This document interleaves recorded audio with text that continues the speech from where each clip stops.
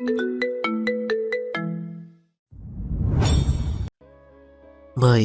ভাই, অন্তরকে কারা যেন মারছে। অন্তর যে আমার লোক এটা পুরো ভার্সিটি জানে। তারপর ওকে মারার সাহস পায় কোথা থেকে? কার এত বড় সাহস? ভাই, মাথা ঠান্ডা করে চলেন, নয়তো ওরা অন্তরকে শেষ করে দিবে। কি করার, চলে আসে ভার্সিটির পেছনে বটগাছের ওখানে। আকাশের সাথে ছিল আরও 5-6 জন ছেলে। এক একজনের হাতে হকি স্টিক, শুধু আকাশের কাছে পিস্তল থাকে, তাও লুকোনো। বটগাছের নিচে এসে উপর একটা গুলি করে, এতে মারামারি থেমে যায়।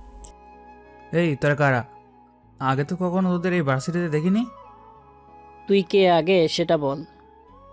যাক, তুই তাহলে আমাকে চিনিস না। আচ্ছা শোন, তোরা 2জন অন্তরকে হসপিটালে নিয়ে যা, আর ডক্টরকে বলবি আরও 5 জন আসতেছে, বেড যেন রেডি দেখে। তুই কি জানিস আমি কে? তোর পরিচয়টা দে। আমি মন্ত্রী আফজালের ছেলে। তুই সে ভাঙাচোরা মন্ত্রী ছেলে? কথাটা শুনিয়ে আশেপাশে থাকা ছেলেগুলো হেসে দেয়। তোর সাহস হয় কি করে আমার বাবাকে নিয়ে এসব কথা বলার? তোর তো কপাল ভালো মন্ত্রীর ছেলে হয়ে, নয়তো এতক্ষণে। এতক্ষণ কি করতি তুই বল? আমার বাবা মন্ত্রী, আমার শরীরে যদি ট্রার্সও পড়ে তুই মাটির নিচে এসেও রেহাই পাবি না। কি বলিস? আমি তো ভয় পেয়ে গেলাম। সবে তো মাত্র শুরু। শেষটা আমি করব। আগে বল, আমার লোককে কেন মারলি? সে কৈফত কি তোকে দিতে হবে? তুই যদি সত্যিটা না বলিস, আমি তো কোনো না কোনোভাবে জানতে পারবো। তোর লোকেরা রাস্তায় আমাকে অনেক গালাগালি করছিল, বলেছিল আমি নাকি ওদের কিছুই করতে পারবো না। ভাই, এর দোষ ছিল। ওই তুই তো ওই দিন সাথেই ছিলি, অল্পের জন্য বেঁচে গেলি। তবে এখন যখন তোকে পেয়েছি তখন তো তোকে কোনোভাবেই ছাড় দিব না। দেখেছেন ভাই, আপনার সামনে কি বলতেছে? তোর মুখ থেকে সব পরে শুনবো। আগে এদের 5 জনের একটু খাতির যত্ন করি। ভাই, চা বিস্কুট আনবো? ওদের পেটের খাতির পরে করা যাবে, আগে উপরের খাতিরটা করি। ভাই, ও তো মন্ত্রীর ছেলে। এসব মন্ত্রী গুনার সময় আমার নেই। তাহলে কি ওদের মারবো? শুরু কর। ওই ভালো হবে না বলে দিলাম। তোর সাথে যে ভালো হবে না সেটা আমি জানি। আমার বাবা কিন্তু তোদের শেষ করে দিবে। বুঝলাম না, আমার কি সময়ের দাম নেই নাকি? একটা সামান্য কাজে আমি কি দাঁড়িয়ে থাকবো নাকি এতক্ষণ ধরে? বাবু আর বাকিরা মিলে হিরণ আর ওর লোকদের মারতে থাকে এক এক করে। ওদের হাত পা ভালো করে পেটানোর পরে তাক, অনেক মেরেছিস, এবার ওদের হসপিটালে নিয়ে যায়। ঠিক আছে, আমি ওদের দিয়ে পাঠিয়ে দিচ্ছি। কিছু ছেলে দিয়ে পাঠিয়ে দেয়। তখন আকাশ বাবুকে কারণ জিজ্ঞেস করে, তখন বাবু বলতে থাকে। গতকাল আমি আর অন্তর বাইকে করে ফিরছিলাম, তখন রাস্তার মধ্যে এই ছেলেটা কয়েকটা মেয়েকে গাড়িতে ওঠাতে চেয়েছিল, তাই আমরা ওদের কাছে যাই। আর তখনই ওই তোরা কে? আমরা মানুষ, কিন্তু তোর আচরণে তো পশুর থেকেও খারাপ মনে হচ্ছে। তোরা জানিস না আমি কে? তুই কে তা জেনে আমার কোনো কাজ নেই। ওই মেয়েকে ছেড়ে দে, যদি না ছাড়ি?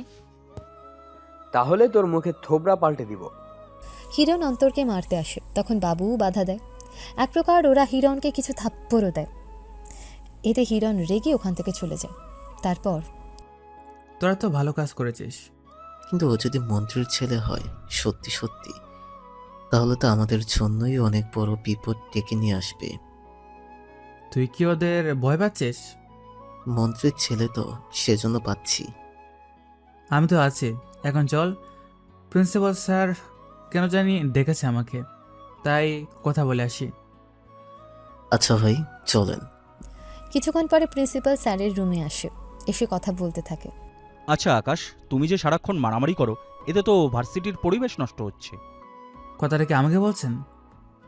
তুমি ছাড়া তো কেউ আর নেই এই রুমে। তাহলে এত সাহস নিয়ে কথাটা আমাকে বলছেন কি করে? আকাশ, তুমি কিন্তু ভুলে যেও না কার সাথে তুমি কথা বলতেছো। আপনিও বলে যাবেন না আমি কে। ধুর, যাইনি বলেই তুমি এতগুলো বছর ধরে এই সব করে যাচ্ছ। তাহলে আপনি আপনার জায়গায় থাকুন, আমি আমার জায়গায় থাকি। কেন আমাকে বাধা দিয়ে নিজের জীবনের 12টা বাজাতে চাইছেন? তোমার ভয়ে অনেক ছেলে মেয়ে ভার্সিটিতে আসতে চায় না। আমি তো বিনা কারণে কাউকে মারি না। তাও সবাই তো একটু আধটু ভয় থাকে তোমার কারণে। আচ্ছা, অনেক কথা বলেছি। যদি আপনার কাছে কোনো মন্ত্রীর কল আসে তাহলে বলবেন আপনি কিছু জানেন না। মন্ত্রীর কল কেন আসবে? কারণ আমি 20 মিনিট আগে মন্ত্রীর ছেলেকে মেরেছি। কথাটা বলে উঠে আসে। প্রিন্সিপাল স্যারও মাথায় হাত দিয়ে বসে আছে, কেননা উনি চাইলেও আকাশকে ভার্সিটি থেকে বের করতে পারছে না, কারণ ওনার এতে প্রাণ যাবে সেই জন্য। কিছুক্ষণ পরে আমার ছেলে কোথায়? স্যার, শুনেছি উনি আজকে ভার্সিটিতে যাবে। ও তো পড়াশোনাই করে না ঠিক মতো, তার ভার্সিটিতে কি করবে? কোন ছেলেকে মারতে যাবে? এটা তো নতুন নতুন কাজ, সব জায়গায় ঝামেলা করা ওর এক প্রকার নেশা। একটা খারাপ খবর আছে। যাদের মেরেছে ওদের মধ্যে কেউ কি মারা গিয়েছে? ওরা তো কেউ মারা যায়নি, তবে হিরণ স্যার আর ওনার বন্ধুদের কারা যেন মেরে আবার হসপিটালে ভর্তি করিয়ে দিয়েছে। হারামজাদা, এতক্ষণ ধরে কেন বলিসনি এই কথাটা? আমি তোমায় জানতে পেলাম। তাড়াতাড়ি করে গাড়ি বের করতে বল। কার এত বড় সাহস হলো আমার ছেলেকে মারা? কিছুক্ষণের ভেতরে আফজাল হসপিটালে আসে। এসে তার ছেলের শরীরে ব্যান্ডেজ দেখার পর, ডক্টর, আমার ছেলের কি হয়েছে? ওনাকে অনেক মেরেছে, শক্ত কিছু দিয়ে। ভয়ের কোনো কারণ নেই তো? ভয়ের কারণ নেই। আমার ছেলের কতদিন লাগবে সুস্থ হতে? এই তো 3 মাসের মতো। তুই না বললি ভয়ের কোনো কারণ নেই? তাহলে এখন 3 মাস আসলো কোথা থেকে? দেখুন, ওনাকে যেভাবে মেরেছে হাত পা জয়েন্ট থেকে খুলে গেছে, সেগুলো ঠিক হতে সময় তো লাগবে। কোনো কথা না বলে উনি হসপিটালের বাহিরে আসে। নিজের ছেলের এরকম অবস্থা দেখবে তা উনি ভাবতেও পারেনি। আমার ছেলের এই অবস্থা যে করেছে, সে ছেলেকে আমি আমার সামনে দেখতে চাই। কিন্তু স্যার, সে ছেলেকে পাবো কোথায়? আমরা না গিয়ে সরাসরিভাবে পুলিশ পাঠিয়ে দিন। পুলিশকে জানাই, আর সে খবরটা পুরো মিডিয়ায় ছড়িয়ে পড়বে। সবাই বলা বলি করবে মন্ত্রীর ছেলেকে একটা সাধারণ ছেলে মেরেছে। পাবলিকের সামনে আমার প্রেস্টিজ তো পাঞ্চার হয়ে যাবে। সেজন্য তোরাই যা ওই ভার্সিটিতে, ওই ছেলেকে খুঁজে বের কর। বস, কালকে যাই। এতক্ষণে তো ছেলেটা হয়তো ভার্সিটি থেকে চলে গেছে। কালকে গিয়ে সরাসরি ধরবো। আমার ছেলে তো 3 মাস হসপিটাল থাকবে, আর ওই ছেলে বছর ধরে হসপিটাল রাখার ব্যবস্থা করব। জি বস, তাই হবে। বিকেলের পরে বাসায় ফিরে আসে আকাশ, যদিও ওর বাসায় ও ছাড়া আর কেউ নেই। কেন নেই সেটাও আপনারা পরে জানতে পারবেন, কেননা গল্প তো মাত্র শুরু হলো। কিছুক্ষণ পরে ভাই, একটা খারাপ খবর আছে। কি খারাপ খবর বল? মন্ত্রীর লোকেরা আপনার খোঁজ করতেছে। তো কি হয়েছে? মন্ত্রী তো আপনাকে ছেড়ে দিবে না। এইসব মন্ত্রী গোনার সময় আমার নেই, তবে তোরা সাবধানে থাকিস। ঠিক আছে ভাই। এখন হয়তো অনেকে বলবেন আকাশের পরিবার কোথায়। ওর পরিবার আছে, তবে গ্রামে, আর ওকে গ্রাম থেকে বের করে দেওয়া হয়েছিল একটা মিথ্যে অপবাদ দিয়ে। সে থেকে ও আর গ্রামে যায়নি, নাই ওর বাবা মার সাথে আর কোনো যোগাযোগ রেখেছে। সকালবেলায় মন্ত্রীর লোকেরা এসে ভার্সিটিতে সবাইকে এক এক করে জিজ্ঞেস করতে থাকে। ওই, কালকে এখানে কি হয়েছিল? আমরা কিছু জানি না। ওই জানিস না মানে? সত্যি বলছি, আমরা কিছু জানি না। আমি জানি কাল কি হয়েছিল। তাহলে চুপ করে আছিস কেন? বল তাড়াতাড়ি করে। আমি যে বলবো এতে আমার কী লাভ হবে শুনি। তোর কি লাভ চাই বল। আপাতত আমার ছেলে পেলেদের জন্য 2 লাখ দিলেই হবে। এতগুলো টাকা? দিলে দাও, না দিলে নাই। আমি ছাড়া ওর বিরুদ্ধে ওনাকে মুখ খোলার সাহস পাবে না।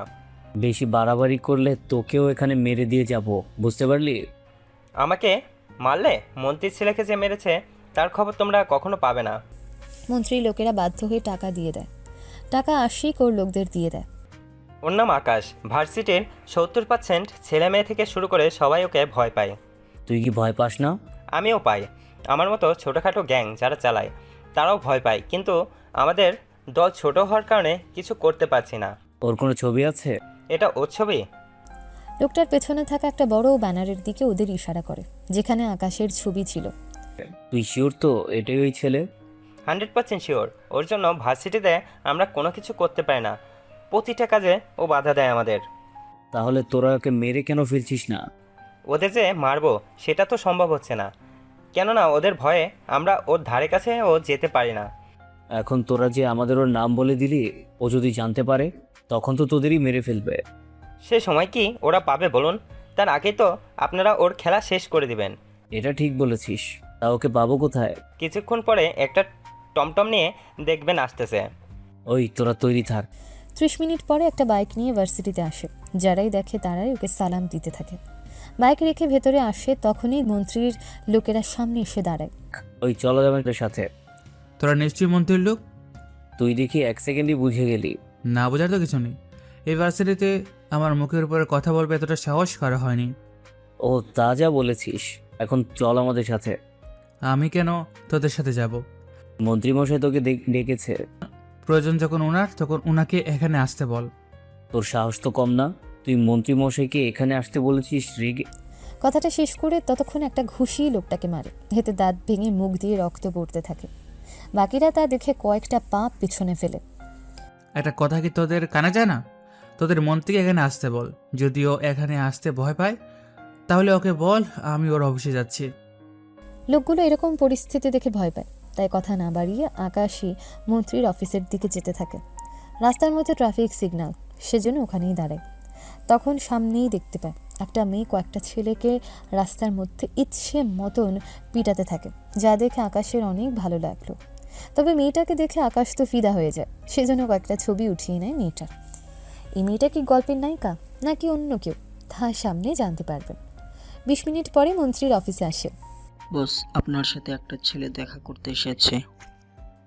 আমি এখন ব্যস্ত আছি, পরে আসতে বলো। লোকটা বের হয়ে আকাশকে তা জানায়। সবটা শুনে ওনাকে বলুন আমি ওনার ছেলেকে মেরেছি, সেজন্য এসেছি দেখা করতে। লোকটা দেরি না করে আফজালকে জানায়। সবটা শুনে ওর এত বড় সাহস, সরাসরি আমার সাথে দেখা করার জন্য চলে এসেছে। ওকে ভিতরে নিয়ে আয়, আর তোমরা কিছুক্ষণের জন্য বাইরে যাও। রুমের ভেতরে থাকা বাকিরা বাহিরে যায়। আকাশ তখন ভেতরে আসে, তবে ওর মুখে চিন্তা আর ভয়ের কোনো ছাপই মন্ত্রী দেখতে পারছে না। তুই আমার ছেলেকে মেরেছিস? ওই অভদ্র ছেলেটা যদি তোরই হয় তাহলে ওকেই মেরেছে। আমি একজন মন্ত্রী, তো সাহস হয় কি করে আমার সাথে এভাবে কথা বলার? আমি এভাবেই কথা বলি, যার পছন্দ হয় না তাকেও মারি, যার পছন্দ হয় তাকে ছেড়ে দিই। তুই জানিস না আমি কে? জেনেছি বলেই তো মেরেছি তোর ছেলেকে। যদি তোর পরিচয় না দিত তাহলে কম মারতাম। একজন মন্ত্রীর সাথে এরকম খারাপ ব্যবহার করার কারণে তোর কি হাল করব তা তুই বুঝতেও পারবি না। যদি তোকে ভয় পেতাম তাহলে তোর অফিসে আমি কখনোই আসতাম না। তোর আমি কি হাল করব তা তুই নিজেও জানতেও পারবি না। কি করবি তুই? তোর কি হাল করব তা তুই এখন বুঝতে পারবি। কে আসিস? ওকে আমার বাগান বাড়িতে নিয়ে যা, আমি কিছুক্ষণ পর আসতেছি। আফজালের লোকেরা ধরতে আসে, ওদের ওখানেই মারতে থাকে। মন্ত্রীর লোকেরা একে একে মার খেয়ে পড়ে আছে, ভেতরের টেবিল পুরো ভেঙে ফেলে। তোর কি মনে হয় তোর মতো একটা মন্ত্রী বইয়ে আমি বাসায় বসে থাকবো? তুই কিন্তু জানিস না আমি তোর কি ক্ষতি করতে পারি। দেখি না তুই আমার কি ক্ষতি করতে পারিস। পুলিশ কি চলে এসেছে? কথাটা বলার পরেই কিছু পুলিশ রুমে ঢুকে যায়। ওরা আকাশকে চারদিক থেকে আটকে রাখে। জি স্যার, এই ওকে নিয়ে চল। নিয়ে আসা হয় থানায়, এনে লকআপের ভেতর ঢুকিয়ে রাখে। কিছুক্ষণ পরে ইরা আসে ওখানে, তবে ইরার মূল পরিচয় আপনারা পরে জানতে পারবেন। ওই ছেলেটাকে? ম্যাম, আপনি কি ওকে চেনেন? আমি কি করে চিনবো? মন্ত্রীর অফিসে ঢোকে তার লোকদের মেরেছে, আবার গতকাল মন্ত্রীর ছেলেকেও মেরেছে।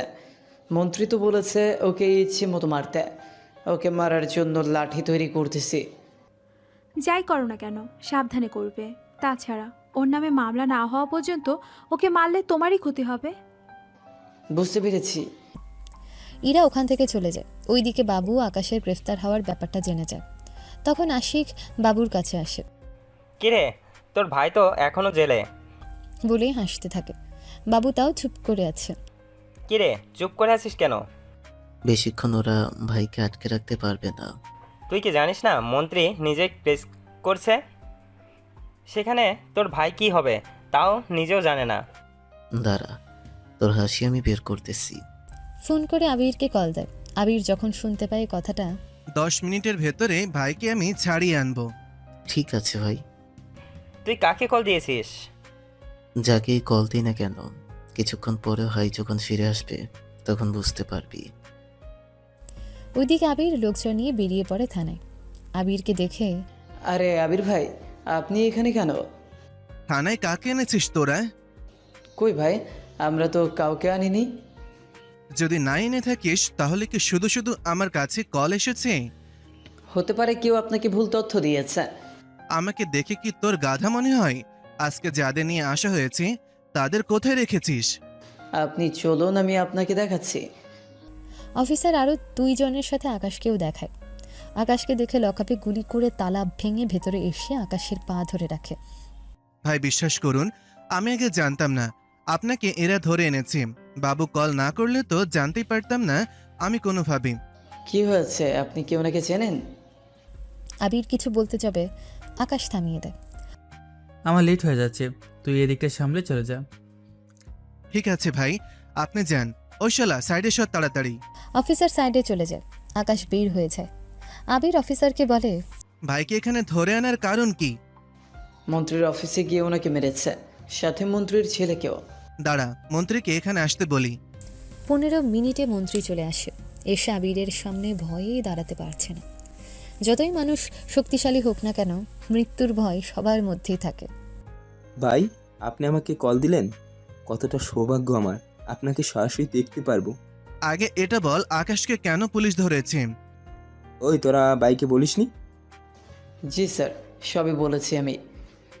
সবই তো শুনলেন। যদি আমি শুনি তুই আকাশের সাথে কোনো গ্যাঞ্জাম করেছিস, তাহলে তোর কি হাল করব তা তুই নিজেও ভাবতে পারবি না। তোর ছেলে তো জীবিত আছে। ডক্টর তো বলেছে 3 মাস লাগবে সময়। তোদের বাবা ছেলে আর তোর কোনো লোককে যদি আকাশের আশেপাশে দেখি, তাহলে তোকে আর তোর ছেলেকে সোজা উপরে টিকিট কেটে দেব। কথাটা তুই মাথায় রাখবি। ভাই সত্যি আমি জানতাম না ওই ছেলে আপনার আত্মীয় বা বন্ধু হয়। যদি জানতাম আমি তাহলে কখনোই এরকম করতাম না। কথাটা মনে থাকে যেন। থানা থেকে বের হয়ে আসে। এখন হয়তো অনেকে বুঝতে পারছেন না আবির কে, কি ওর পরিচয়, আর ওকে মন্ত্রী পর্যন্ত কেন এত ভয় পাচ্ছে। তবে চিন্তা করবেন না, সব কিছুই জানতে পারবেন আস্তে আস্তে। থানা থেকে আকাশ ভার্সিটিতে আসে। ওখানে আশিক দেখা মাত্রই পালিয়ে যায়। ওকে পালাতে কেন দিলি? ও না বললে তো জানতেই পারতাম না। এদিকে আর কোনো অসুবিধা হয়নি তো? আপনি না থাকায় অনেকেই এই অল্প সময়ে ভালোই চান্স পেয়েছে। ওই সুযোগটা ওদের আর দেওয়া যাবে না। ঠিক আছে ভাই, চলুন। ওরা পুরো ভার্সিটি ঘুরতে থাকে। মেয়েরা দেখে অবাকই হয়, কেননা এত তাড়াতাড়ি যে জেল থেকে বেরিয়ে আসতে পারবে তা ওরা বুঝতে পারেনি। কিছুক্ষণ পরে প্রিন্সিপাল আসে আকাশের কাছে। আকাশ, তোমার সাথে আমার কিছু কথা ছিল। জি স্যার, বলুন। কয়েকদিন পরেই ভার্সিটিতে অনুষ্ঠান আছে। সেটা তো জানি। বলছিলাম কি, অনুষ্ঠানে অনেক বাইরের ছেলে আসবে ঝামেলা করার জন্য। আপনি কোনো চিন্তা করবেন না, বাইরে কেউ এসে ঝামেলা করে এখান থেকে পালিয়ে যাবে বা ঝামেলা করবে এরকম কোনো সুযোগ তো আমি ওদের দেব না। এইটুকু তোমাকে বলার ছিল। এরপর আকাশ ওর কাজ করতে থাকে। কিভাবে কি করবে না করবে এই সব কিছু ভাবতে থাকে। সবটা চিন্তা ভাবনা করা হয়ে এলে কয়েকটা দিন পরে সব কিছু ভালো করে খেয়াল রাখতে হবে। ভাই, আপনি কোনো চিন্তা করবেন না, আমরা সবকিছু ভালোভাবেই দেখে নেব। ঠিক আছে। অনুষ্ঠান শুরু হয়। ওই অনুষ্ঠানে ইরাও আসে। যদিও আকাশ ইরা দুজনেই দুজনকে চিনে না ঠিক মতন, নাই আগে ওদের কখনো দেখা হয়েছিল। একটু পরে অনুষ্ঠান শুরু হয়। সব কিছু ঠিক আছে তো? জি, সবকিছু ঠিক আছে। আমি একটু ওই দিক থেকে আসতেছি। ওখানে যাওয়ার পর হঠাৎ ইরার দিকে তাকিয়ে আকাশ নিজেই ফিদা হয়েছে। হ্যাঁ, দৃষ্টিতে তাকিয়ে আছে, কিন্তু ইরা সেটা বুঝতেও পারেনি। সেই জন্য আকাশ, তুমি এইখানে? আমার কি এখানে আসা বারণ আছে? বারণ আছে তা বলিনি, তুমি তো কখনো এইরকম অনুষ্ঠানে আসো না। আচ্ছা স্যার, ওই মেয়েটাকে? কোন মেয়ের কথা বলছো? কালো শাড়ি পরা মেয়েটা? আমি তো চিনি না। তাহলে ওকে কে চিনবে? ঠিক জানি না, হয়তো কারোর সাথে এসেছে। হতেও পারে। আচ্ছা স্যার, আপনি যান। স্যার তো চলে যায়। কিছুক্ষণের ভেতরে অনেকগুলি ছবি ইরার তুলে নেয়। অনুষ্ঠান চলতে থাকে। তখন বাবুর কল আসে। বল, কি হয়েছে? একটু গেটের সামনে আসবেন। কিছু কি হয়েছে? কিছু ছেলে ঢুকতে চাইছে, বারণ করেছি, তাতেও কাজ হচ্ছে না। ঠিক আছে, আসতেছি। গেটের সামনে আসে। ওই ছেলেগুলোর মধ্যে কাউকেই তেমন একটা চেনে না। সেই জন্য তোমরা কারা? আমরা কে তা জেনে তোর কি কাজ? তোদের সাহস কি করে হয় মায়ের সাথে এভাবে কথা বলার? এরকম জেদ আমাদের দেখাবি না। এসব জেদ আমাদের কোনোভাবে ভয় দেখাতে পারবে না। ও তাই নাকি? তা তোদের পরিচয়ে? আমার বড় ভাই পুলিশের এসপি, ওর ভাই আর্মি। বাহ, তোমাদের পরিচয় তো দেখি অনেক বড় বড়। এখন সত্যি করে বলো তো, তোরা এখানে কেন এসেছিস? ভার্সিটিতে আজকে অনুষ্ঠান, অনেক সুন্দরী রমণী আসছে, তাদের সাথে ফ্লার্টিং করব, অফার করব। তোদের তো দেখি কোনো কিছুই ঠিক নেই। তোরা এখন যেতে দিবি নাকি আমাদের ভাইদের কল দিব? বাবু ওদের ওই দিক দিয়ে নিয়ে যা, আর যা যা ওরা করতে চেয়েছে ওদের সাথে সেটাই কর। শর্ট প্যান্ট ছাড়া বাকি সব কিছু খুলে জ্বালিয়ে দে। ওই তোর সাহস তো কম না, আমাদের পরিচয় জানার পরেও তুই। বাবু সময় যাচ্ছে, তাড়াতাড়ি কর। বাবু আরও কিছু লোক নিয়ে ওদের সব কিছু খুলে রেখে দেয়। ওরা তো ওখান থেকে কোনো মতে ভেগে চলে যায়। কাজ শেষে ইরার কাছে বসে, বারবার ইরার দিকে তাকাচ্ছে, যা ও নিজেই খেয়াল করে। শুধু কি তাকিয়ে থাকবেন? যদি বলার সুযোগ দেন তাহলে তো কথা বলতেই পারি। জানি তো কি বলবেন। আচ্ছা বলেন তো তাহলে, দেখি মিলে কিনা। বলবেন আমাকে ভালোবাসেন, আমাকে নিয়ে ঘুরতে চান, আমার কণ্ঠ অনেক সুন্দর, তাই তো? আমি আপনাকে ভালোবাসি না, তবে আপনার চোখ দুটো অনেক মায়াবী, কণ্ঠের কিন্তু জবাব নেই। আমাকে কি তোর পছন্দ না? এইরকম মেয়ে আমি কেন, অন্য কেউ বিয়ে করবে না। তাহলে আমার দিকে এভাবে তাকিয়েছিলি কেন? আর পাশে এসে বসেছিলি কেন? কপালে যদি ছোট্ট একটা টিপ দেওয়া যেত তাহলে অনেক বেশি সুন্দর লাগতো। পাশে এসে বসেছি এই কথাটা বলার জন্য। হুট করে যদি বলতাম তাহলে তো আমার কথার গুরুত্ব দিতেন না। তোর কি মনে হয় এখন সে গুরুত্ব দিব? হুম। যা বলার বলেছি, এবার মানবেন কি মানবেন না সেটা একান্তই আপনার ইচ্ছা। বলেই চলে আসে। এরপর আকাশ আর ইরার সামনেও যায়নি। ইরা অনেকবার আকাশকে খোঁজার জন্য ওঠে, কিন্তু পাচ্ছে না। অনুষ্ঠান শেষে ইরা বাসায় যাচ্ছিল। কিছু দূর আসার পরে গাড়ি স্টার্ট নিচ্ছে না। এটা আবার কি হলো? কাউকে কল যে দিতে যাবে তখনই মোবাইল চার্জ শেষ হয়ে বন্ধ হয়ে যায়। সেজন্য কি করবে ভেবে পাচ্ছে না। সেজন্য গাড়ি থেকে নেমে কারো সাহায্য নেওয়ার জন্য গাড়ির পাশে এসে দাঁড়ায়। তখন আকাশ আসে বাইক নিয়ে। হে কি তুই? কেন, অন্য কারো অপেক্ষা করছেন? মোটেও না। তাই এত রাতে গাড়ি থেকে নেমে বাইরে দাঁড়িয়ে আছেন কেন? গাড়ি হঠাৎ বন্ধ হয়ে গেছে। তাহলে এখন সাহায্য লাগবে তাই তো? সেরকমই কিছু। আমি এসে দেখবো কি? দেখতে পারেন। ইরার গাড়ি দেখতে থাকে, কিন্তু কিভাবে কি করবে সেটাই ও বুঝে পারছে না। সেজন্য আর কিছু করে না। এটা আমার দ্বারা হবে না। জানি তো। কিভাবে জানেন? এই যে বিভিন্ন সিনেমায় দেখি নায়িকা এরকম বিপদে পড়লে কেউ এসে এভাবে সাহায্য নেওয়ার নাম করে তার সাথে ভাব জমাতে বসে। বাহ, সিনেমা তো তাহলে ভালোই দেখেন। অবশ্যই দেখি, তবে আর যাই করে না কেন আমাকে পটানো এত সহজ না। গাড়িতে উঠুন। গাড়িতে কেন উঠবো? হুম। তাহলে কি হেঁটে হেঁটে বাসায় যাবেন? হেঁটে তো যাব না, আবার গাড়ি তো চলছে না, তাহলে যাব কিভাবে? গাড়ি ঠিক হয়েছে। কি বলেন, সত্যি ঠিক হয়েছে?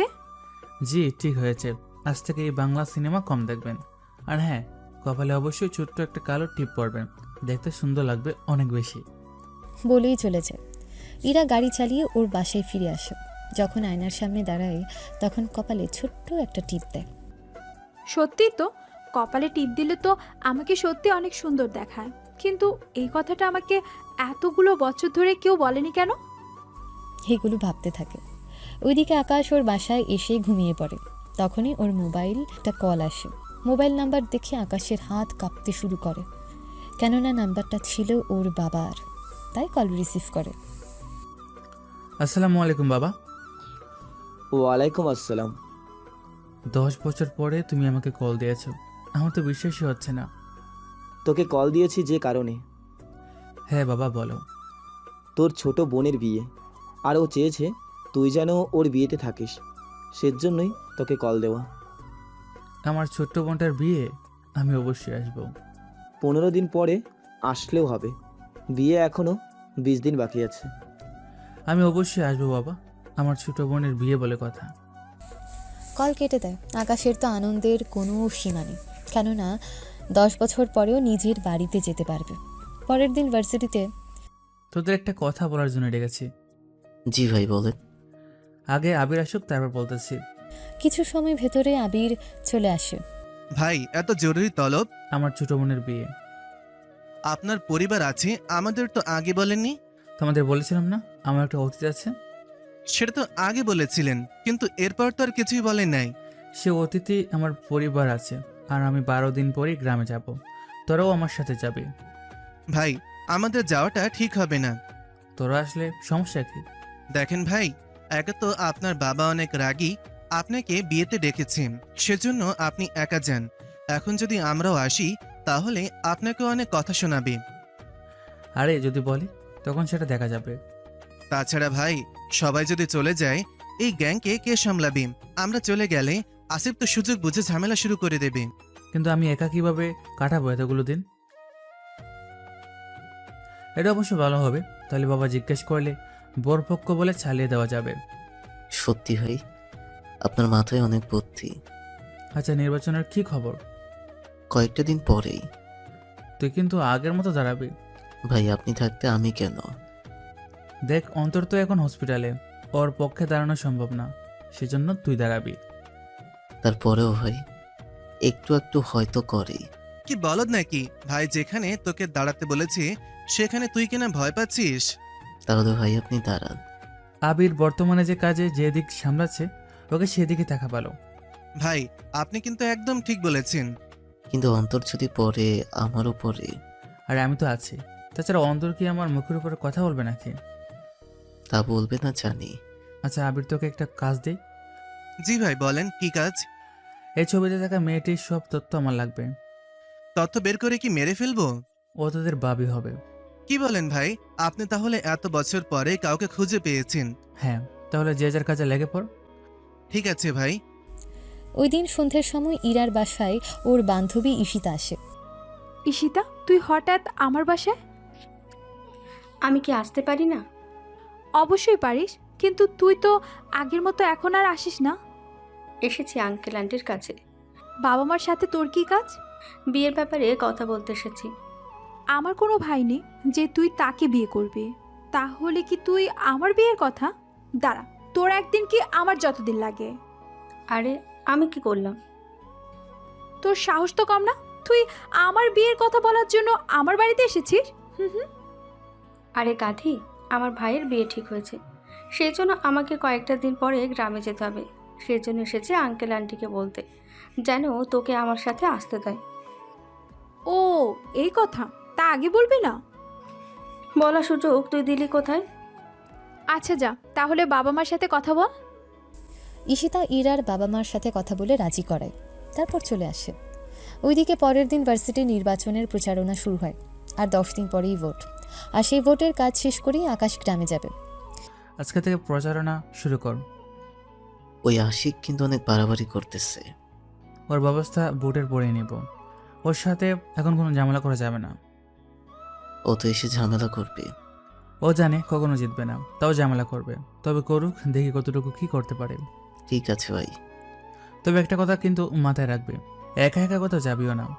চিন্তা করবেন না ভাই, সবসময় আমার সাথে 10 থেকে 15 জন লোক রেখে দিই। ভালো করেছিস।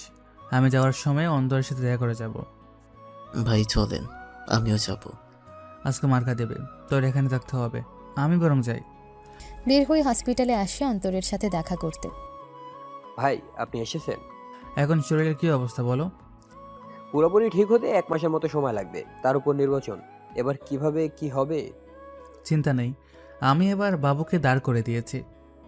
তাহলে তো ভালোই হলো। তোমার কোনো অসুবিধা হচ্ছে না তো? না ভাই, আমার কোনো অসুবিধা হচ্ছে না। আচ্ছা চলি আমি তাহলে। চলে আসে ওখান থেকে। পরের দিন বাবু এসে দেখা করে যায় অন্তরের সাথে। ওই দিন থেকে ভার্সিটিতে ওদের প্রচারণা শুরু হয়।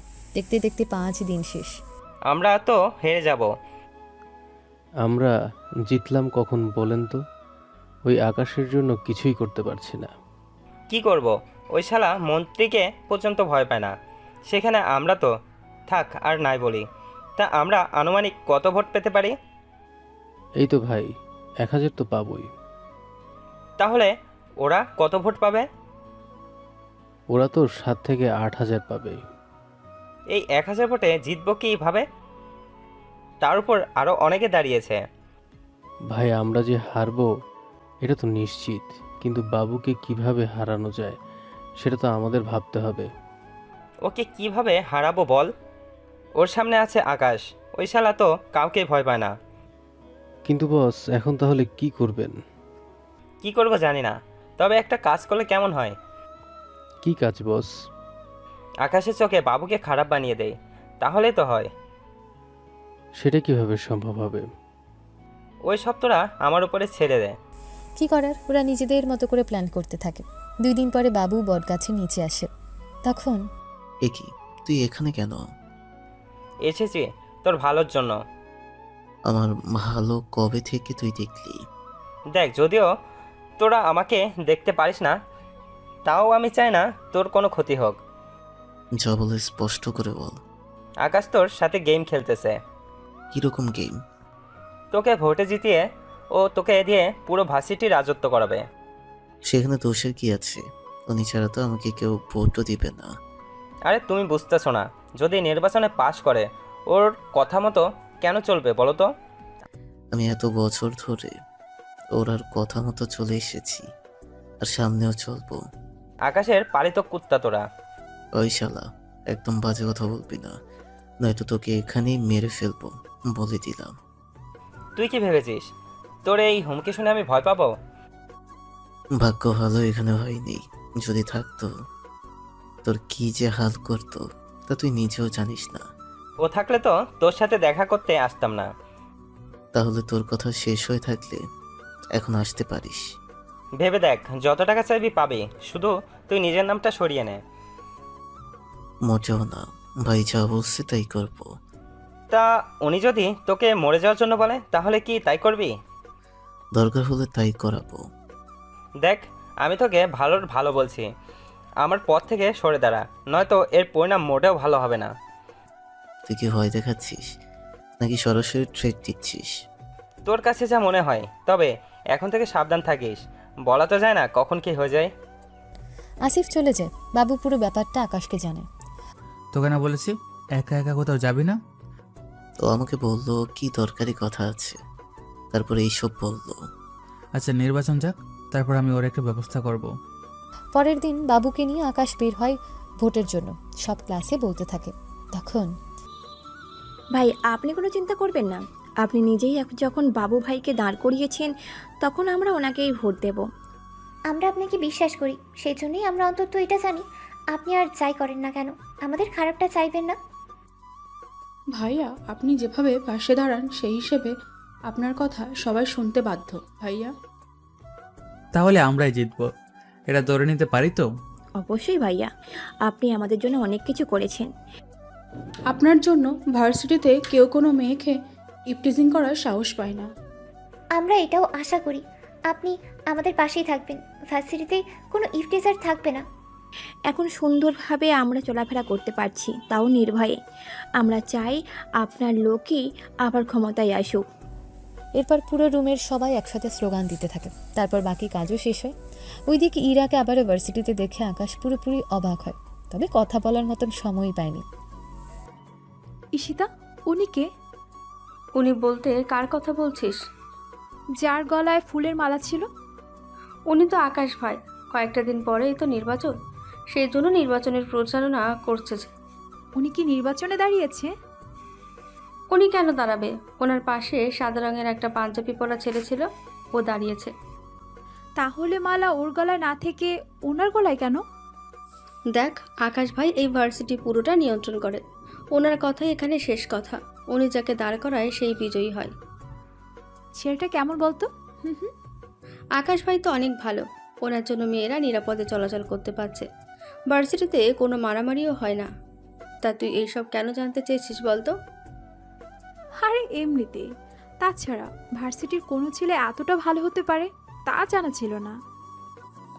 একটা সত্যি কথা বলবো কি তোকে? তুই কি ওনাকে পছন্দ করিস? শুধু আমি কেন, এই ভার্সিটিতে থাকা 70% মেয়ে ওনাকে পছন্দ করে। পছন্দ করারই কথা, উনি তো দেখতে মোটেও খারাপ না। তবে কোনো মেয়ে ভয়ে বলার সাহস পাচ্ছে না। আচ্ছা চল, তোকে আমার কিছু বান্ধবীর সাথে পরিচয় করে দিই, কেননা ওরাও যাবে আমাদের সাথে। তাহলে তো আগে থেকে পরিচয় থাকলে ভালোই হবে।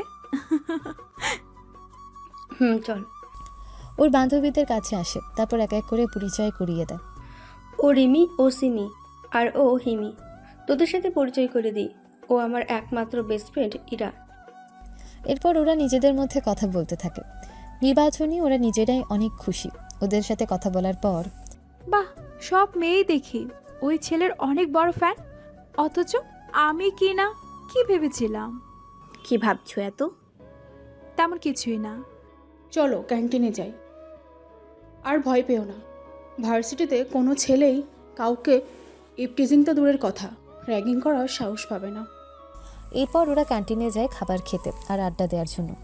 আকাশ তোর কাজ করতে থাকে, তখনই কল আসে। কে বলছেন? ভাইয়া, আমি ঈশা বলতেছি। তুই কবে আসবি? এই তো আমি 5 দিন পরে আসবো। আসার সময় আমার পছন্দের জিনিসগুলো কিন্তু অবশ্যই নিয়ে আসবি। চিন্তা করিস না, সব কিছু নিয়ে আসবো আমি। তোর কি কি লাগবে আমাকে মেসেজ করে পাঠিয়ে দে, আমি সব নিয়ে আসবো। আমার বেশি কিছু লাগবে না, চকলেট আনলেই হবে, আর শুধু তুই আসলেই হবে। আচ্ছা, আমি সময় করে চলে আসবো। দেখতে দেখতে দিন যেতে থাকে। নির্বাচন চলে আসে। আজকে নির্বাচনের দিন, সেজন্য আকাশ পাঞ্জাবি পরে আসে। নিজের লোকদের নিয়ে পুরো ভার্সিটি ঘুরে ঘুরে দেখতে থাকে। ওই দিন বেশিরভাগ মেয়ে শাড়ি পরে আসে। সবাই আকাশের সাথে ছবি উঠাতে থাকে। তখন আমার কি সুযোগ হবে ছবি তোলার জন্য? কথাটা শুনে সবাই পেছনে তাকায়। তাকিয়ে অবাক হয়, কেননা ইরার শাড়ির রং আর আকাশের পাঞ্জাবি সেম রঙের। কিরে, তোর শাড়ি তো পুরোই মিলে গেল। ছবি তুললে সবাই ভেবে নেবে তোরা স্বামী স্ত্রী। কথাটা শুনে সব মেয়ে একটু হেসে দেয়। এতে ইরা লজ্জা পায় অনেকটা। ঠিক আছে, ছবি তুলুন। এভাবে সেলফি নিব না, সরাসরি ছবি নিব। আচ্ছা চলুন। আকাশকে নিয়ে বাগানে আসে। তারপর ঈশিতা ওদের ছবি তুলে দেয়। তাও 40টা ছবি উঠিয়ে নেয়। আরও তুলতে যাবে। দেখুন, এত ছবি তো আমি বছরও কারোর সাথে তুলে নাই। আর 10টা ছবি, একটু রোমাঞ্চকর মুড নিয়ে থাকবেন, যেন স্বামী স্ত্রী বুঝায়। কিন্তু আমরা তো স্বামী স্ত্রী না। যা বলেছি তাই করুন। কি করার, আরও কিছু উঠিয়ে দিয়ে চলে যায়। তখন ঈশিতা বলে, ব্যাপারটা কি বলতো, তুই এত রোমাঞ্চকর ছবি তুললি? এমনিতে ইচ্ছে হলো। আমি তো অন্য কোনো রহস্য পাচ্ছি। এরকম ছবি তো স্বামী স্ত্রীরা তোলে। আমি কোনো ছেলের সাথে ছবি তুলি না, কেন জানি ওর সাথে তুলতে ইচ্ছে হলো। আচ্ছা চল এখন।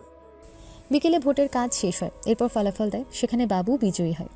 তারপর পুরো ভার্সিটি জুড়ে একটা আনন্দ মিছিল বের করে। ওখানে থাকা সবাইকে মিষ্টি খাওয়াতে থাকে, যা আকাশ আগেই রেডি করে রেখেছিল। উফ, যদি আকাশকে একবার জড়িয়ে ধরতে পারতাম। আমারও যে ইচ্ছে করে অনেক। তোমাদের সব ইচ্ছে এখানেই শেষ করো, কেননা ইরা সব কিছু করে নিয়েছে। কি করেছে? ছবি তুলে নিয়েছে। আরে ছবি তো আমরাও তুলেছি। সেটাই তো। আচ্ছা ঈশিতা, কবে যাচ্ছি আমরা? কাল বাদে পরের দিন। ওরা চলে যায়। আকাশ শপিং মলে আসে। ঈশার জন্য কিছু গহনা কিনে নেয়, সাথে অনেক চকলেট। তারপর সেগুলো নিয়ে রওনা দেয় ওর গ্রামে। রাত 12টায় গেটের সামনে ঈশিতা দাঁড়িয়ে আছে। আকাশকে দেখে জড়িয়ে ধরে কান্না করতে থাকে। এরপর একে একে আকাশের বাবা মা আসে। ওনারাও জড়িয়ে ধরে কান্না করে। ভাইয়া ভিতরে আয়। চলো তোমরা। ভেতরে আসে। আকাশের পছন্দের খাবার রান্না করা হয়েছে। আকাশের মা আকাশকে আর ঈশাকে খাইয়ে দিচ্ছে। তারপর ঈশার হাতে চকলেট দেয়, সাথে একটা গহনার বাক্স।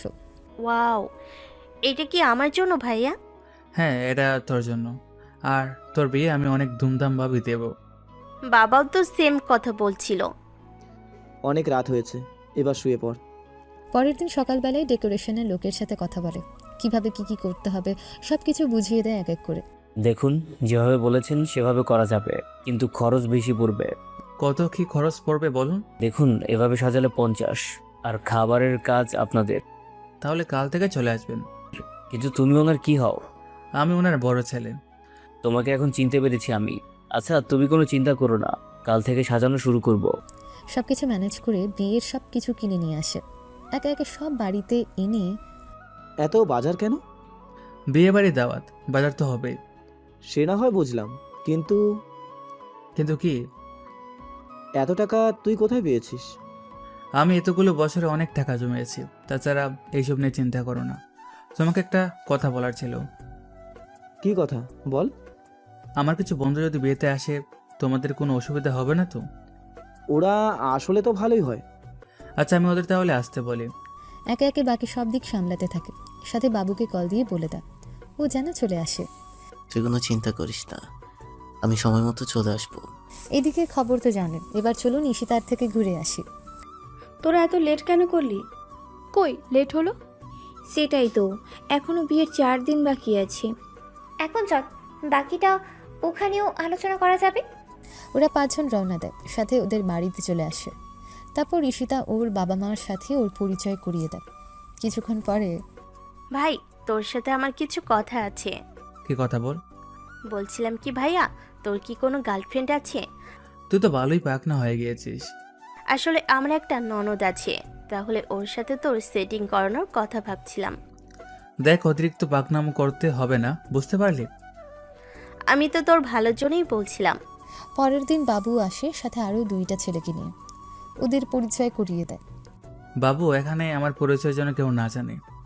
না ভাই, আপনি কেন চিন্তা করবেন না। গ্রাম তো, একটু সাবধানে থাকবে। এখানে ও নেতা আছে। শহরের তুলনায় এখানে নেতার সংখ্যা বেশি। বুঝতে পারছি। গায়ে হলুদের একদিন আগে আকাশের মামি আর মামাতো বোন আসে, সাথে ওর ছোট একটা মেয়ে। যদিও আকাশ এখনও জানে না, কেননা বিয়ের বাকি কাজ করতে করতে সময় পার হয়ে যায়।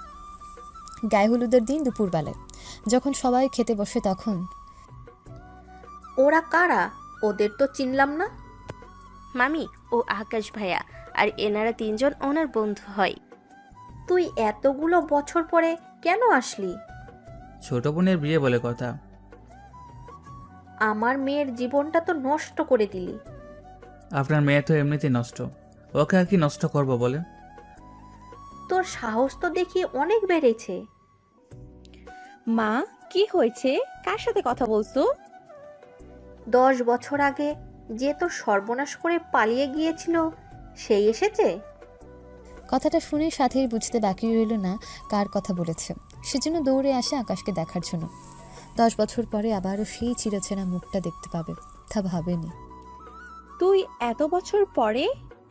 আসতে হলো, বাবা তো একা পারবে না, সেজন্য আমিও এসেছি। ভাই, ওনারা কে আর কি নিয়ে এত কাহিনী? চুপ করে খেয়ে নে, তোদের জানতে হবে না। আকাশ যদি এই বিয়েতে থাকে, আমি আমার মেয়েকে নিয়ে চলে যাব। ভাবি, এসব কি বলছো? ও কি নিজের বোনের বিয়েতে থাকবে না? না, ও থাকবে না। আকাশ থাকবে।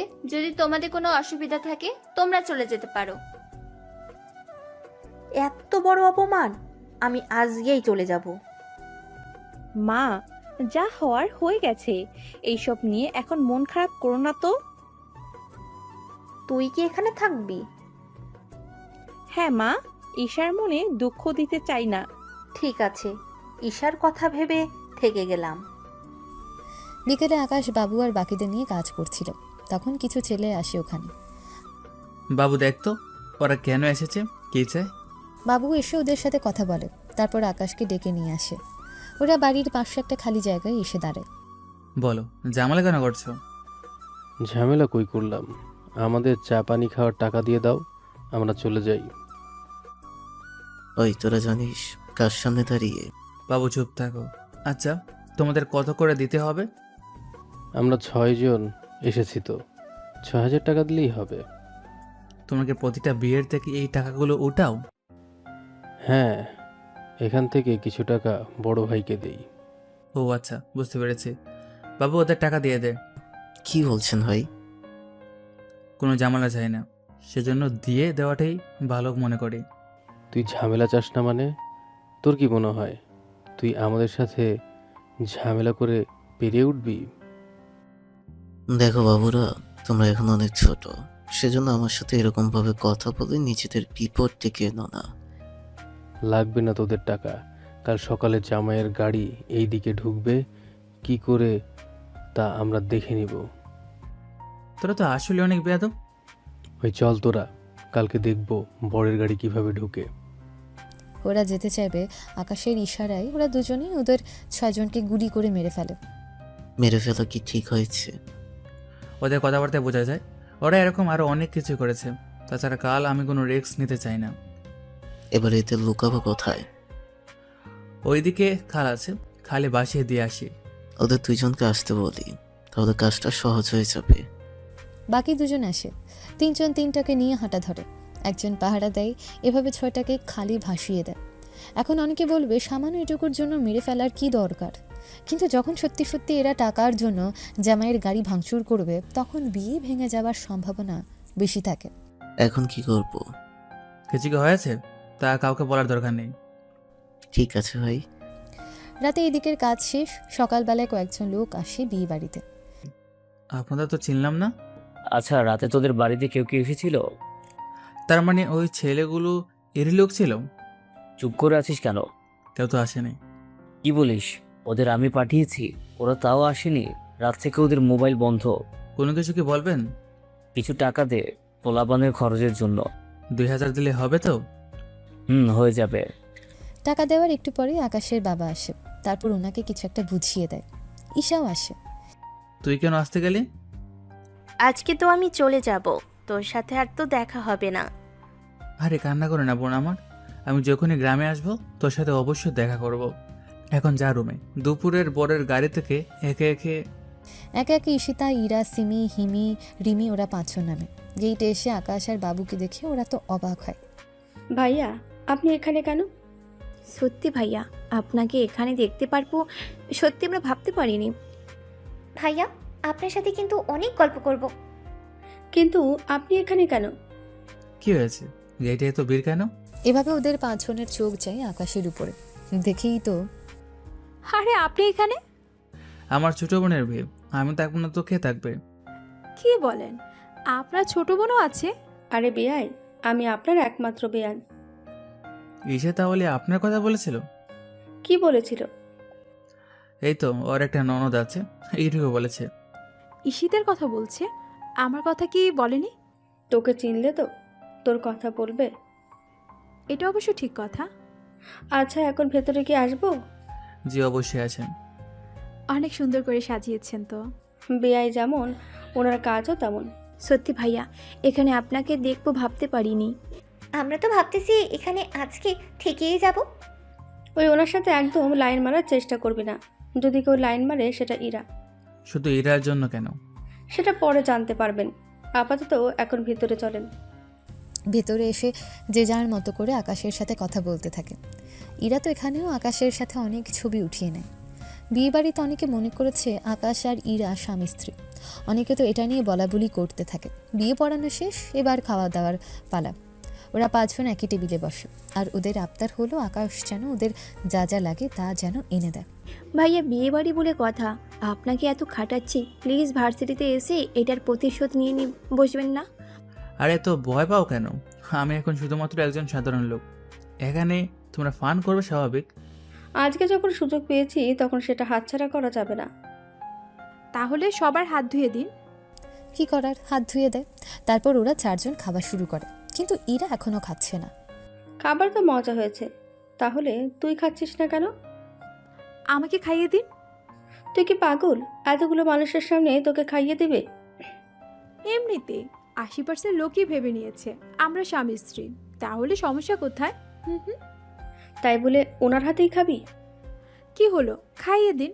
যতক্ষণ পর্যন্ত নিজ হাতে না খাইয়ে দিবেন আমি কিন্তু খাবো না। ঠিক আছে খাওয়াবো, তবে শুধু একবার। ওতেই হয়ে যাবে। খাইয়ে দেয় ইরাকে। এবার বাকিরাও বায়না ধরলো ওদেরও খাইয়ে দিতে হবে। তখন ওদের কাউকে খাওয়াতে হবে না, নাই এখানে দাঁড়াতে হবে। আরে বিয়াই, আপনি তাহলে এখন যান। আপনি যদি আমাদের খাইয়ে দেন তাহলে ইরা হয়তো আমাদের খেয়ে নেবে। আচ্ছা কোনো কিছু লাগলে জানাবেন। ঠিক আছে জানাবো। ওখান থেকে বের হয়ে আসে। এরপর ওরা 5 বান্ধবী মিলে খেতে থাকে। তখন ইরা, একটা সত্যি কথা বলতো। কি সত্যি বল? তুই কি বিয়াইকে ভালোবেসে ফেলেছিস? সত্যি বলতে পছন্দ করি কিছুটা, কিন্তু পুরোপুরি ভালোবাসি এমনটা এখনো তৈরি হয়নি। কিন্তু তোর সাথে তো ভাইয়ার কখনো দেখাও হতো না, তারপরও কিভাবে কি হতো? তোরা যে হাতে ওনার প্রশংসা করতি, এতেই তো অনেক কিছু বোঝা যেত। বা শুধু প্রশংসা করতে এত দূর? যাক, ভালোই হলো। ঈশিতাও চেয়েছিল লাইন মারার জন্য, কিন্তু ওনার ভয়ে মুখ ফুটে বলতেও পারেনি। এখন আর বলা লাগবে না, একে তো বেআই আর বেআইন হয়, আবার ভার্সিটিতে এই সম্পর্ক ধরে ওর সাথে লাইন মারা শুরু করে দিস না। সে সুযোগ থাকলেও তোর জন্য যে পাবো না সেটা আমি জানি। তাছাড়া আমার পুরো পরিবার শহরে চলে আসবে। তাহলে তো ভালোই হবে। অনেক ভালো হবে। এদের আকাশ ভাইও তোর বোনকে দেখতে পারবে। এখন খাওয়া শেষ কর। খাওয়া শেষ হয়, তারপর বিদায় দেওয়ার পালা। ঈশা তো কান্না করতে থাকে, যদিও এটা সব মেয়েরাই করে। কিছুক্ষণের মধ্যে ঈশাকে নিয়ে বরপক্ষ চলে যায়। তারপর ওরা যাওয়ার পর বাবা মা, তোমাদের সাথে আমার কিছু কথা আছে। কি কথা বল। ঈশার তো কয়েকদিন পরই ওর শ্বশুরবাড়ির লোকেরা ওকে নিয়ে শহরে উঠে যাবে। শহরে চলে গেলে তো ওর সাথে দেখা হবে না ঠিক মতো। আমি চেয়েছি আমি তোমাদের শহরে নিয়ে যাব, গ্রামে আর তোমাদের থাকতে হবে না। কিন্তু গ্রামে এত কিছু কার কাছে রেখে যাব? মামি আর সাথী, ওনাদের বাড়িতে থাকতে দাও। আমি শুনেছি ওই বাড়িতে এরা শান্তিতে থাকতে পারছে না। ওরা কি রাজি হবে? রাজি হবে, কথা বলে দেখো। রাতে সবাই বসে আছে, তখন আকাশ ওর মামি আর সাথীকে কথাটা বলে। আমার মেয়ের সর্বনাশ করে এখন এই বাড়িতে থাকতে দেওয়ার মানে কি? প্রথমত আমি সাথীর কোনো ক্ষতি করিনি। সাথী ওই দিন যা কিছু করেছে আমাকে পাওয়ার জন্য করেছে। বললেই কি বিশ্বাস করব নাকি? সাথী এখন তো তোর মাকে সত্যিটা বলে দে। মা, আকাশ যা বলছে সবই সত্য। কিসের সত্যি? পুরোটা আমাকে বল। ওই দিন আমি পরীক্ষা শেষ করার পরে তুমি আমাকে এই বাড়িতে পাঠিয়েছিলে, তোমার কি মনে আছে? এই বাড়িতে পাঠানোর পরেই তো সমস্যাটা শুরু হলো। আমি যখন বাড়িতে এসে 2টা দিন থাকলাম, তখন ভাইকে কেন জানি আমার অনেক ভালো লাগতো। সেই জন্য ভাইয়ার সাথে রুমে এসে আড্ডা দিতাম। ঠিক তখন কি হয়েছে? চুপ করে আছিস কেন? 10 বছর আগে। কি করছো ভাইয়া? এই তো মুভি দেখতেছি। আমিও দেখব। তুই এখনো ছোট? আমার 15 বছর বয়স, আমি ছোট হলাম কি করে? তুই কি নিজেকে বড় মনে করেছিস? তা নয় তো কি। তুমি জানো আমার বান্ধবী সুমাইয়ার বিয়ে হয়েছে, ওর পেটে এখনো 3 মাসের সন্তানও আছে। তো এখন আমি কি করব? আমি চাই বিয়ে করতে। তাহলে মামা মামাকে বলি তোকে পড়াশোনা না করিয়ে বিয়ের জন্য দিয়ে দে। এত তাড়াতাড়ি বিয়ে করতে চাই না আমি। একটু আগেই তো বললি তুই। তুমি তো বললে আমি এখনো ছোট, তাছাড়া তুমি আর একটু বড় হও তারপর বিয়ে করব। আমার বড় হওয়ার সাথে তোর বিয়ে করার সম্পর্ক কিভাবে হয়? এত অল্প বয়সে দুজনে বিয়ে করলে কেউ মেনে নিবে না তো। দুজনের বিয়ে মানে? আমার সাথে তোমার বিয়ে? তুই কি পাগল হয়ে গেছিস নাকি? কি উল্টাপাল্টা বলছিস? পাগল হতে যাব কেন বলো? পাগল না হলে এরকম উল্টাপাল্টা চিন্তা তোর মাথায় আসে কি করে? দেখো ভাইয়া, আমি এত কিছু জানি না। আমি যদি বিয়ে করি তোকেই বিয়ে করব, নয়তো অন্য কাউকে বিয়ে করব না। এই কোন পাগলের পাল্লায় পড়লাম আমি? এখন বল, আমাকে বিয়ে করবি কি না? আগে তুই বড় হ। কতটা বড়? যতটা বড় হলে তোর আক্কেল বুদ্ধি হয়। সেটা করতে হলে কি করতে হবে? তুই এখন যা তো। সাথী তো রুম থেকে বের হয়ে যায়, কিন্তু ওর মনে এখন উল্টোপাল্টা চিন্তা ধরে আছে। কি করবে ভেবে পাচ্ছে না, সেজন্য রাত 11টায় আবার আসি রুমে। আমি তোকে বিয়ে করব। এই জ্বালাস না তো। আমি সত্যি বলছি। এটা থাপ্পড় দেব, বিয়ের বোঝ যেন মাথা থেকে নেমে যায়। আমি কিন্তু চেঁচাবো। তুই চেঁচালে আমার কি?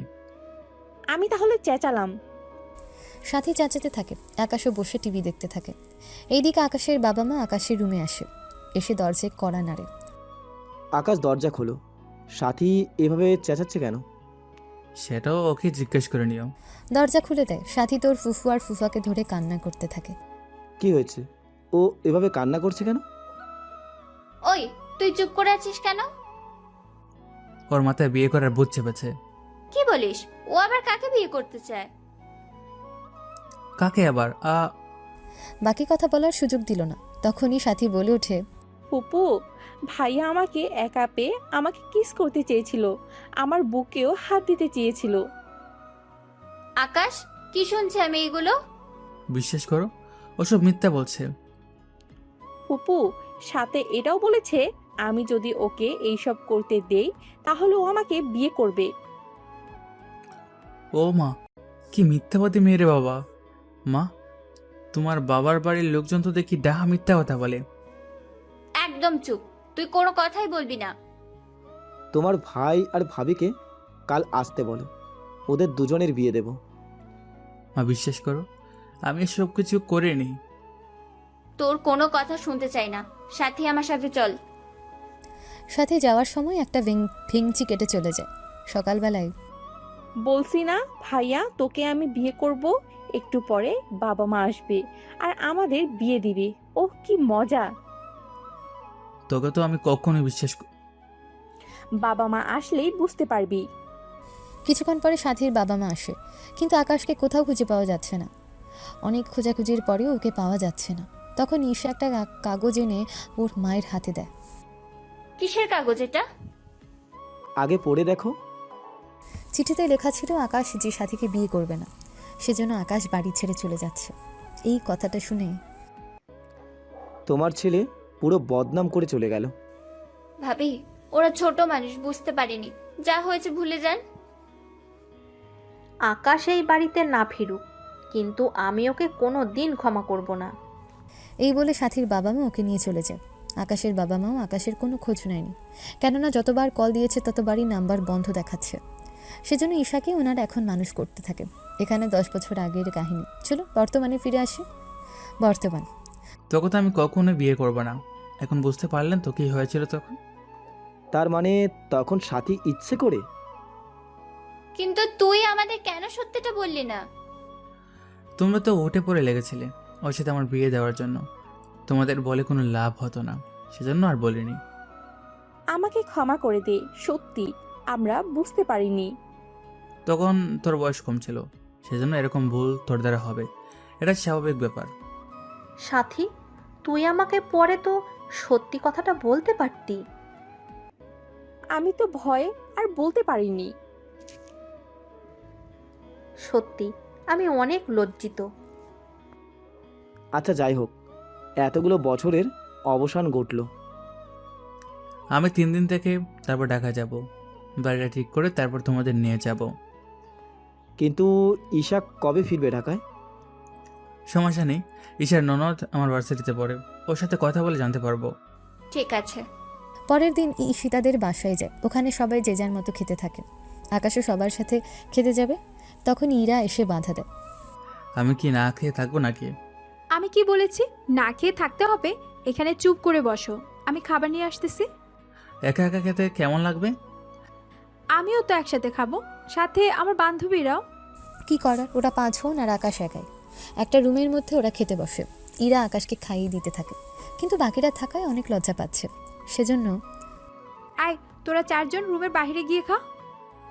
আমরা কেন রুমের বাইরে যাব? তোদের সামনে ওকে খাওয়াচ্ছি বলে ও লজ্জা পাচ্ছে, সেজন্য তোরা বাইরে যা। এখনই আমরা পর হয়ে গেলাম, সামনে না জানি আর কি কি অপেক্ষা করছে আমাদের জন্য, কি জানি।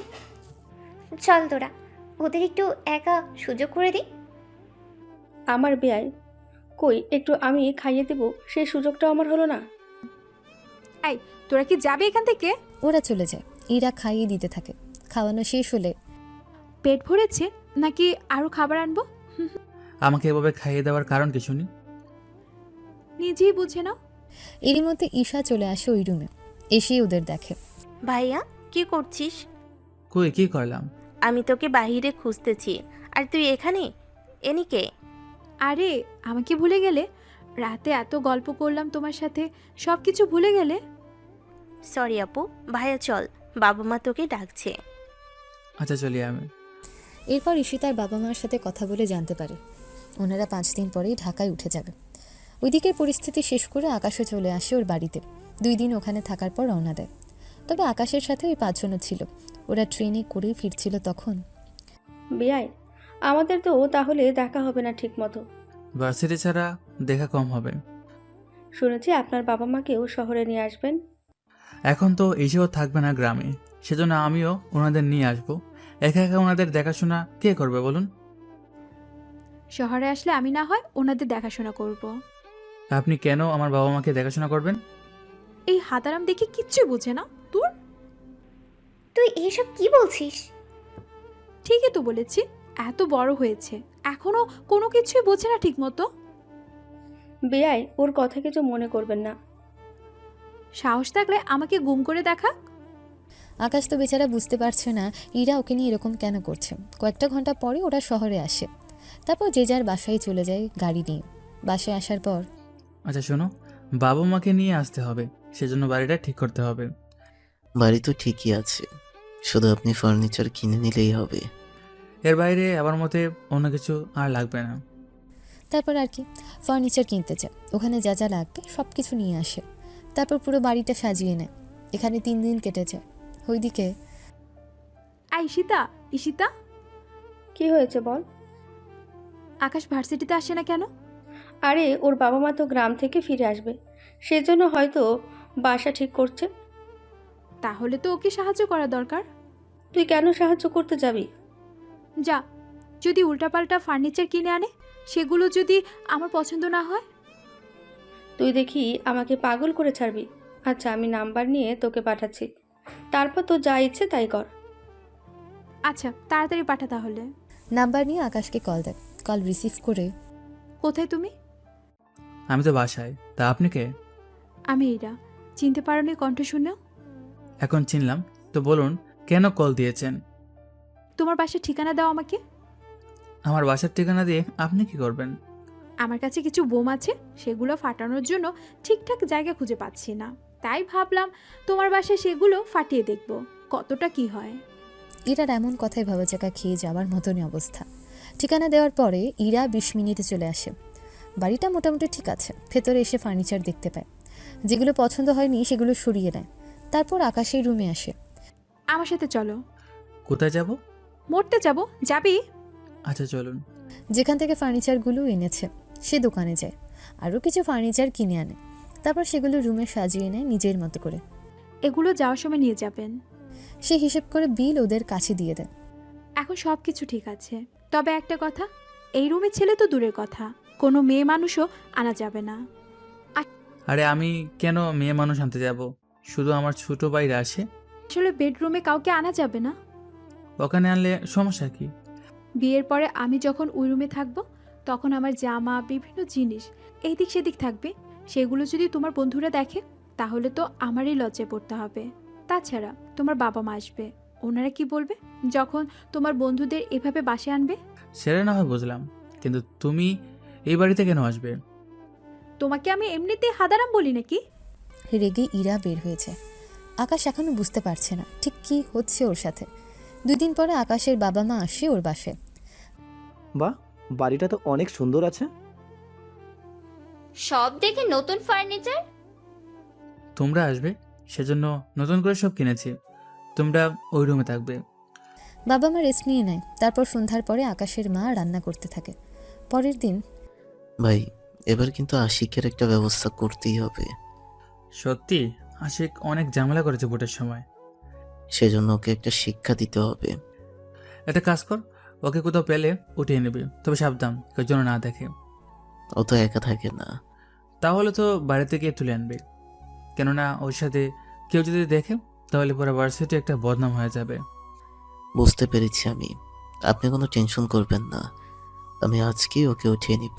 রাতের বেলায় আশিককে উঠিয়ে নেয়। তারপর ওদের আস্তানায় নিয়ে আসে। তোদের সাহস হয় কি করে আমাকে ওঠানোর? ভেবেছিলাম তোকে আমি উঠিয়ে আনবো। কিন্তু সেই সুযোগ তো তোকে দেওয়া হয়নি, তাই তো? কথাটা বলতে বলতে আকাশ ভেতরে আসে। আশিক তো ভয়ে শেষ। তোরা ওকে এখনো বাঁচিয়ে রেখেছিস কেন? আচ্ছা আপনি তাহলে ওকে নিজ সাথে মেরে ফেলুন। আসিফের মাথায় বন্দুক ধরে ভয় তো পায়, সাথে আজকে আমি ঠিকই মারবো, এরপর আমার ভাই ঠিকই আসবে আর আমার মৃত্যুর প্রতিশোধ নেবে। কে তোর ভাই? সেটা আমি বলবো না, ও নিজ হাতে তোদের মারবে। বাকিটার শোনার ইচ্ছে হলো না, সেজন্য আশিককে মেরে ফেলে। ওর লাশ যেন কেউ খুঁজে না পায়। তাহলে কি পুড়িয়ে ফেলবো? পুরানোর দরকার নেই, সমুদ্রের পাশে 2 পাথর বেঁধে, যেন উপরে উঠে না আসে। সমুদ্রের ভেতরে এনে আশিককে ফেলে দেয়। এভাবে 2 দিন যাওয়ার পর আশিকের মৃত্যুর খবরটা সবার কাছে জানাজানি হয়ে যায়।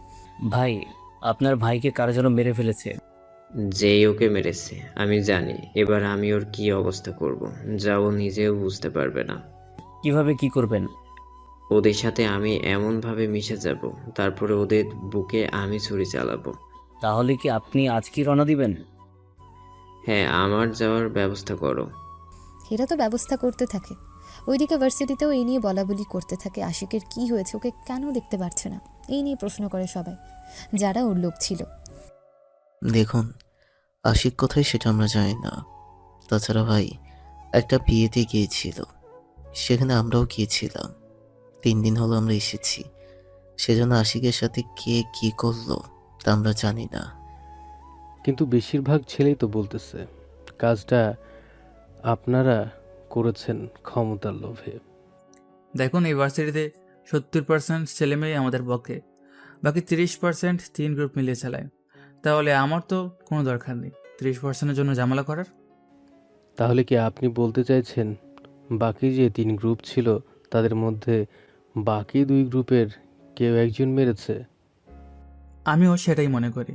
আপনার একটা কথা ভাবুন, ওরা 3 গ্রুপ যদি 2 গ্রুপ মারা যায়, তাহলে একটা গ্রুপই তো 30% মালিক হয়ে যাবে। তাহলে তার ক্ষমতা বেশি হবে। তাহলে তো এখন বোঝা যাচ্ছে বাকি যে 2 গ্রুপ আছে তারা এখন নিজেদের মধ্যে মারামারি করে। যে কোনো একজন এই 30% নিতে চাইবে। আমার কাছে তো তেমনই মনে হয়। এবার ওরা মারামারি করলে সেটার দায়ভার তো আমি নেব না। বুঝতে পেরেছি আমরা। কথা শেষ হলে বাকিরা চলে যায়। তখন ঈশিতা, হিমি, রিমি, সিমি ওরা এসে আকাশের সাথে কথা বলতে থাকে। কালকে আমার পরিবার আসবে। তাহলে তো ভালোই হলো। পরের দিন ঈশিতার বাবা মা ভাই ভাবি শহরে আসে। ওরা রাতে আড্ডা দেওয়ার সময় ঈশিতা, ইরা আর আকাশের কথা ঈশাকে জানায়। তাহলে আমি কালকে বাবা মাকে নিয়ে ওনাদের বাড়িতে যাব, কিন্তু আমি তো এখানে কিছুই চিনি না। আরে আমি তো আছি। পরের দিন ঈশিতাকে নিয়ে ঈশা ওর বাবা মার কাছে আসে। তারপর ওনাদের সবটা বলে। সন্ধ্যার দিকে চলে আসি ইরার বাড়িতে। ইরা তো ওনাদের দেখে খুশিই হয়। তারপর ইরার বাবা মার সাথে কথা বলে বিয়ের দিন তারিখ ঠিক করে নেয়। আপনাদের কাছে একটাই অনুরোধ থাকবে, আকাশকে এখন কোনো কিছু জানাবেন না। ঠিক আছে, আমার মিষ্টি ভাবি। এভাবে 2টা দিন যায়। ইরা তো আকাশের কাছাকাছি আঠার মতো লেগে থাকে, ভার্সিটি হোক বা বাইরে। সেজন্য আপনার কি লজ্জা করে না? লজ্জা কেন করবে? এভাবে যেখানে সেখানে গাগাসে বসলে লোকে কি বলবে? লোকে কি বললো না বললো তা জেনে আমার কি দরকার? দেখো, তুমি ভালো করে জানো আমি কোনো সাধারণ লোক না। তোমাকে আমার সাথে এরকমভাবে দেখলে বেশিরভাগ লোকে খারাপ মন্তব্য করবে। এতে তোমারও বদনাম, সাথে আমারও। তাহলে একটা কাজ করে নাও। কি কাজ? এক্ষুনি আমাকে বিয়ে করে নাও। তোমার কি মাথা খারাপ? আমাকে তুমি কোন খুশিতে বিয়ে করবে? তাছাড়া তোমার পরিবার কি আজও মেনে নেবে? সেসব তুমি আমার উপর ছেড়ে দাও। তুমি যদি বিয়ে করতে রাজি না হও, তাহলে আমি এখন সবার সামনে তোমার কোলে এসে বসে যাব। আচ্ছা ঠিক আছে, কিন্তু এই কাজই পাবো কোথায়? আমি নিয়ে আসতে বলতেছি। তারপর আর কি, পুরো ভার্সিটির সবাইকে সাক্ষী রেখে ইরা আকাশের বিয়ে হয়। বিয়েতে সবার জন্য মিষ্টি নিয়ে আসা হয়, কারণ এই অল্প সময় বিরিয়ানি তো আনা সম্ভব না। বিয়ে হওয়ার সময় আসিফও ছিল। যাক, তাহলে ওর একটা দুর্বলতা পেলাম। এবার এটাকে পুঁজি করে যা করার করতে হবে। বিয়ে শেষে ইরাকে নিয়ে বাসায় আসে, তবে আকাশ মুখ দিয়ে কিছু বলছে না, সেজন্য ইরাই ওনাদের সবটা বলে। আচ্ছা, তোমার বাবা মাকে খবর দাও। ইরার বাবা মা চলে আসে, সাথে ঈশা আর ঈশিতাও আসে। সবাই মিলে যেখানে অভিমান করবে তা না করে তারা সবাই হাসতে থাকে একসাথে। ভাবি, এটা ছিল তোমার সারপ্রাইজ। আমরা তো ভেবেছিলাম অল্প কিছু হবে, কিন্তু তুমি যে ভাইয়াকে জোর করে বিয়ে করবে, তাও ভার্সিটিতে, এটা কিন্তু জানা ছিল না। বলেছিলাম না বড় একটা সারপ্রাইজ দেব, এইটাই সেই সারপ্রাইজ। আচ্ছা, ওদের রুমটা তাহলে সাজানোর ব্যবস্থা করি। বুঝলাম না, তোমরা দেখি সবই রাজি। তোর আর ইরার বিয়ে আমরা 3 দিন আগে ঠিক করে রেখেছিলাম। আরও 10 দিন পরে তোদের বিয়ে দেওয়ার কথা ছিল। যেহেতু তোরা বিয়েই করে নিলি, তখন কালকেই অনুষ্ঠান করে ফেলি। তার মানে সবকিছু প্ল্যান করা ছিল আগে থেকে? আমি এই বিয়ে মানি না। কি বলিস ভাইয়া? ঈশা, তোমার ভাই আর আমি ব্যাপারটা রাতে বুঝে নেব, তখন দেখি ও না মেনে যাবে কোথায়। এটা অবশ্য ঠিক বলেছ ভাবি। কি করার, রাতে ওরা দুজনে বসে আছে বাসর ঘরে। আকাশ তো ঘুমটা মুখ করে বসে আছে। মুখ ওরকম করে বসে আছো কেন? এত বড় ধোঁকা আমার বন্ধুরা বা লোকেরাও দেয়নি যতটা ধোঁকা তুমি দিলেন। আমার ইচ্ছে ছিল তোমাকে জোর করে বিয়ে করা, সেটাই করেছি। এখন যদি ঠিকভাবে বাসন না করিস তাহলে আমি বাইরে বলবো তুই আমার সাথে খারাপ করার চেষ্টা করেছিস। আমরা স্বামী স্ত্রী, খারাপ করতেই পারি, বললো তুমি সবার সামনে লজ্জা পাবে। এই রে, নিজেই তো ফেসে গেলাম নিজের কথায়। এরপর যা হলো তা না জানলেও চলবে। পরের দিন অনুষ্ঠান করা হয়। সেখানে অনেক লোকই আসে। আবির, অন্তর, বাবু ওরা 3 জন আসে। সত্যি ভাই, আপনার বিয়েতে থাকতে পারবো আমি তো ভাবিনি। চিকিৎসার কোনো কমতি তো হয়নি? কমতি হয়নি বলেই তো এত তাড়াতাড়ি সুস্থ হতে পেরেছি। তা বলেছিস। এখন তাহলে খাবার খেয়ে নিন তোরা সবাই। কিছুক্ষণ পরে খাবার খেয়ে ওরা আরও কিছুক্ষণ আড্ডা দিতে থাকে। ওখানে ঈশিতা, রিমি, হিমি, সিমি, ওরা ও বাবু, আবির আর অন্তরদের সাথে ভালোই আড্ডা দিতে থাকে। সেখানে ইরাও এসে হাজির হয়। সত্যি ভাবি, আপনি যে এত সাহস নিয়ে ভাইকে বিয়ে করবেন তা আমরা ভাবতেও পারিনি। কি করব? তোমাদের ভাই তো আমাকে ঠিকমতো পাত্তাই দিত না। শুধু আমাকে কেন, কাউকেই দিত না। সেই জন্যই ভাবলাম সময় বেশি গড়িয়ে যাওয়ার আগে যা করার করে নিতে হবে। এটা অবশ্য ঠিক বলেছেন ভাবি। আপনারা ভিতরে যান, ভাইয়ের সাথে কিছু কথা আছে আমাদের। ওরা ভেতরে চলে যায়। ওখানে আকাশ আসে। আরে দেওয়া কি শেষ? ভাই, আশিকের ভাই আসিফের খোঁজ তো পেয়েছি। ওকে তুলে নিয়ে বেঁধে রাখ, আমি সময় করে আসবো। আচ্ছা ভাই। ওরা তো আরও কিছু সময় আড্ডা দিয়ে চলে যায়। এখন মোটামুটি সবাই অনেক খুশি। তবে বড় কথা হলো আকাশের পরিচয় ইরাকে দেবো কিনা সেটাই ভাবছি আমি। যদি দিই তাহলে তো সমস্যা, সেজন্য না দেওয়াই ভালো। একটা দিন মোটামুটি ওটা ভালোই সময় কাটে। পরের দিন আবির কল দেওয়াতে চলে আসে আস্তানে। কি তুই তাহলে আশিকের ভাই? ভাই, আপনি ওকে চিনেন? ওই ভার্সিটির একজন নেতা, তাও অন্য একটা ভার্সিটির। কিন্তু ও নাকি আপনাকে চিনে না। ও তো আমাকে দেখেনি কখনো, সেজন্য চিনে না। তাছাড়া আমার সাইন করার জন্য ও নেতা হয়েছে। ভাই আমাকে ছেড়ে দিন, আমি কখনো আপনার ক্ষতি করব না। তোকে ছেড়ে দেওয়া মানে আমার পরিবারের ক্ষতি ডেকে আনা। না ভাই, কথা দিচ্ছি আমি এই শহর ছেড়ে চলে যাব। আবির, ছেড়ে দেবো কি? মোটেও ঠিক হবে না। এরকম ভাবে একজনকে ছেড়ে দিয়েছেন, পরে সে ঠিকই কিন্তু বদলা নিয়েছে। তাহলে এখন বলছিস ওকে মেরে ফেলার জন্য? হ্যাঁ ভাই, কারণ ওকে বাঁচিয়ে রাখলে আপনার পরিবারের জন্য ক্ষতি। বিশ্বাস করেন, আমি কোনো ক্ষতি আপনার করব না। যদি ক্ষতি করার ইচ্ছা না থাকতো তাহলে আমাকে ভার্সিটিতে এত ফলো করতে কেন? সেটা তো এমনি এমনি। আবির, ওকে মেরে ফেল। তোকে মরার আগে একটা কথা বলি, আমরা যারা আছি সবগুলোই কিন্তু গ্যাং, তবে যে সেই গ্যাং না, ভার্সিটির গ্যাং। এরপর 2টা গুলি আসিফের জীবন শেষ। এরই মধ্যে গল্পটা শেষ হলো।